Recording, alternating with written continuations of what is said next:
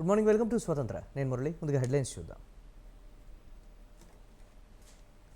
BRS పార్టీకి big shock. కాంగ్రెస్లోకి 6 ఎమ్మెల్సీలు.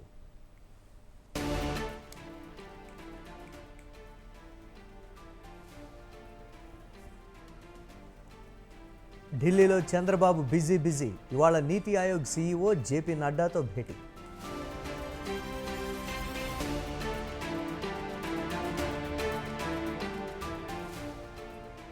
పీసీబీ ఫైల్స్ దహనంపై పవన్ సీరియస్. బాధ్యులపై కఠిన చర్యలకు ఆదేశం.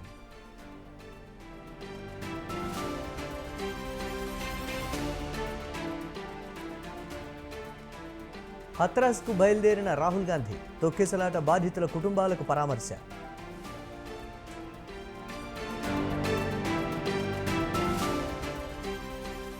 ముంబైలో విశ్వ విజేతలకు ఘన సన్మానం. శభాష్ అంటూ మోదీ ప్రశంసలు.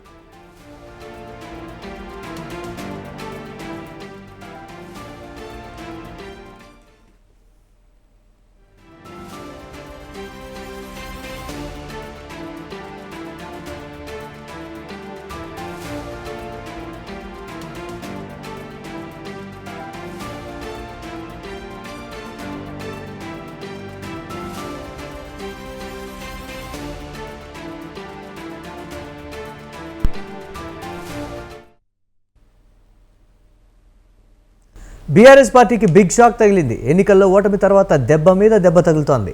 ఆ పార్టీ నుంచి కాంగ్రెస్లోకి వలసలు పెరుగుతున్నాయి. తాజాగా కాంగ్రెస్లోకి భారీగా ఆ పార్టీ ఎమ్మెల్సీలు చేరారు. 6 ఎమ్మెల్సీలు భానుప్రసాద్, సారయ్య, దండే విఠల్, ప్రభాకర్, యగ్గె మల్లేశం, బుగ్గారపు దయానంద్ కాంగ్రెస్ తీర్థం పుచ్చుకున్నారు. సీఎం రేవంత్ రెడ్డి ఢిల్లీ నుంచి రాగానే ఆయన నివాసంలో వారంతా కాంగ్రెస్ పార్టీలో చేరారు. ఈ కార్యక్రమంలో ఏఐసీసీ ఇన్ఛార్జి దీపాదాస్ మున్షి కూడా పాల్గొన్నారు. ఇటీవల శాసనసభ మాజీ speaker MLA Pocharam Srinivasa Reddy, Jagtial MLA Sanjeev Kumar కాంగ్రెస్లో చేరారు. దీంతో ఇప్పటివరకు బీఆర్ఎస్ నుంచి 6 ఎమ్మెల్యేలు, 6 ఎమ్మెల్సీలు కాంగ్రెస్లో చేరినట్లయింది.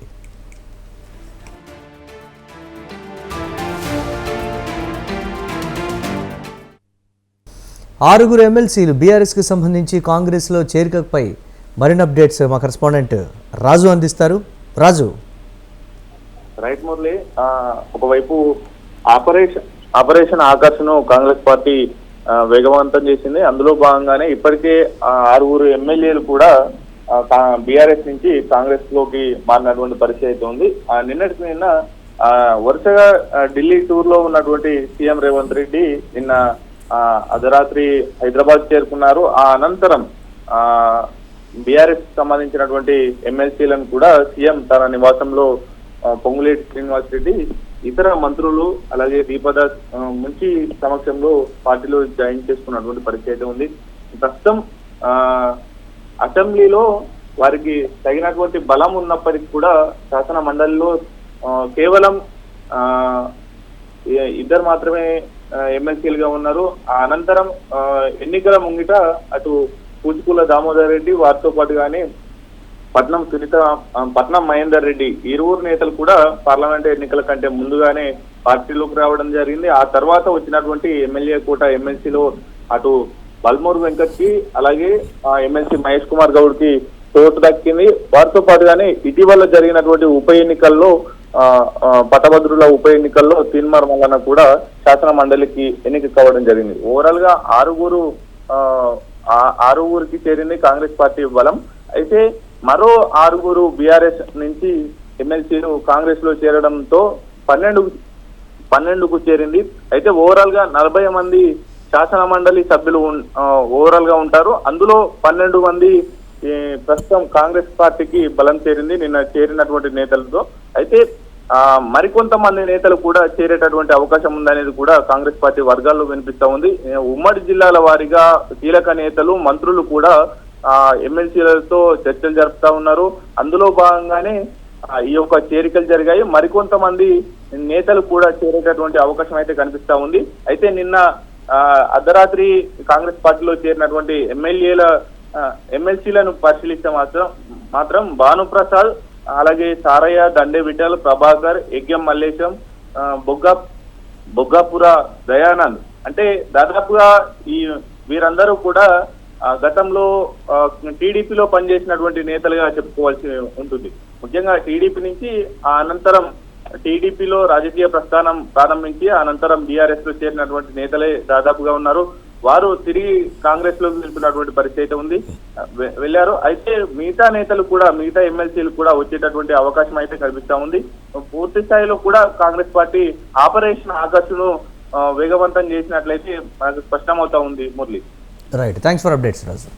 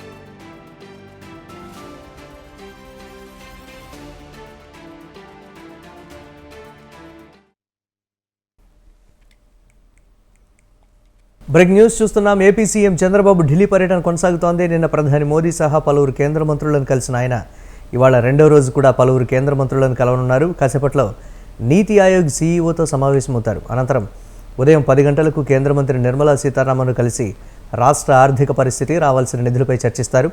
10 గంటల 15 నిమిషాలకు కేంద్ర మంత్రి జేపీ నడ్డాతో భేటీ అవుతారు.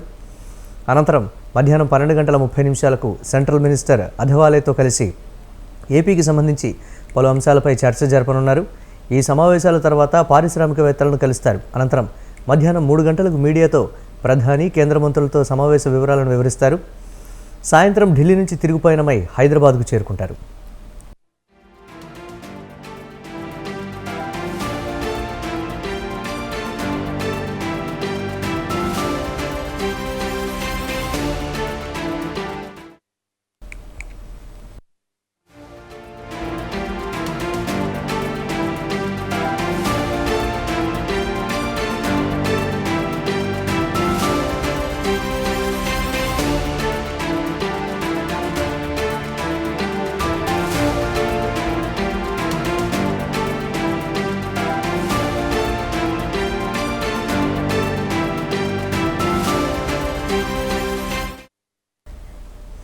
తెలంగాణలో తీవ్ర చర్చనీయాంశంగా మారిన ఫోన్ ట్యాపింగ్ కేసు మరో మలుపు తిరిగింది. విదేశాల్లో ఉన్న ప్రధాన నిందితుడు ప్రభాకర్ రావు ఇప్పట్లో తాను హైదరాబాద్ తిరిగి రాలేనని దర్యాప్తు అధికారులకు సమాచారం ఇచ్చారు.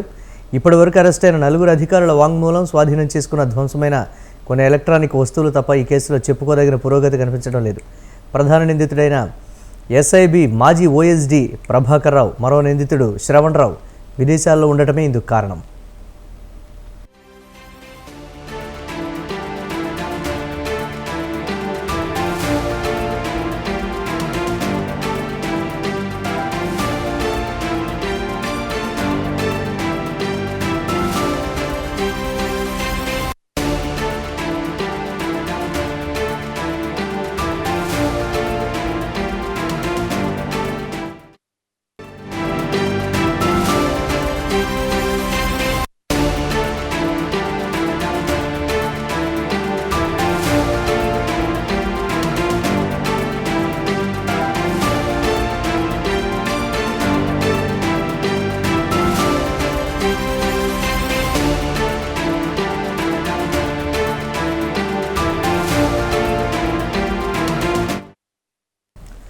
కాంగ్రెస్ ఎంపీ రాహుల్ గాంధీ యూపీలోని హత్రాస్లో పర్యటించనున్నారు. హత్రాస్లో తొక్కిసలాట బాధిత కుటుంబాలను ఆయన పరామర్శించనున్నారు.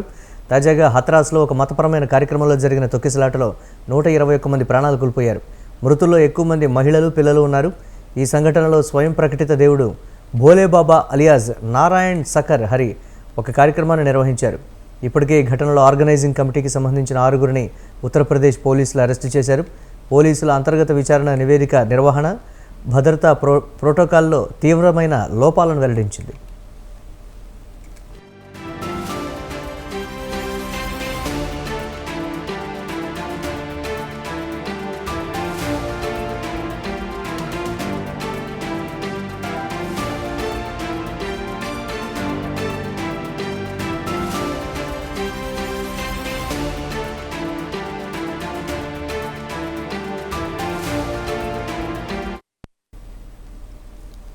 ప్రధాన నిందితుడు దేవ్ ప్రకాష్ మధుకర్పై ₹1,00,000 రివార్డు ప్రకటించారు పోలీసులు. త్వరలో ఆయనపై కోర్టు నుంచి నాన్ బెయిలబుల్ వారెంట్ జారీ చేయనున్నారు. అవసరమైతే భోలేబాబాను విచారిస్తామని ఐజీ తెలిపారు. బాబా పాత్ర వెలుగులోకి వస్తే ఆయనపై చర్యలు తీసుకుంటామన్నారు. కాగా ఈ ఘటనపై సీరియస్గా స్పందించిన అధికారులు భోలేబాబా ఆశ్రమంలో తనిఖీలు నిర్వహించారు. ఈ తనిఖీల్లో భోలేబాబా ఆశ్రమం 13 ఎకరాల్లో ఉన్నట్లు గుర్తించారు. ఈ ఆశ్రమం 5 స్టార్ హోటల్ను తలపించేలా ఉన్నట్లు తెలిసింది.